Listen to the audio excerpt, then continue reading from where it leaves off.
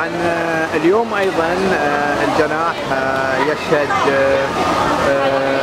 زحام، يعني ايضا طابور طويل من اجل الدخول الى الجناح ومن ثم التعرف على الفعاليات التي يقدمها جناح دولة قطر في معرض اكسبو يوسو 2012. هذا الطابور الطويل الذي يعني نحن متواجدون هنا لمشاهدة هذه الفعاليات التي يقدمها الجناح. طبعا هم يرفعون هذه العلامة من أجل الترحيب بمن يعني يشاهدهم من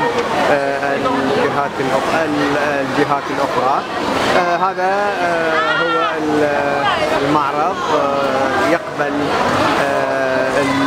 دخول الجمهور بشكل مستمر، ونشهد زحام شديد عليه من قبل الزوار. هذا طابور كما نشاهد طابور طويل يعني للتعرف على ما يقدمه جناح دولة قطر لهؤلاء الزوار.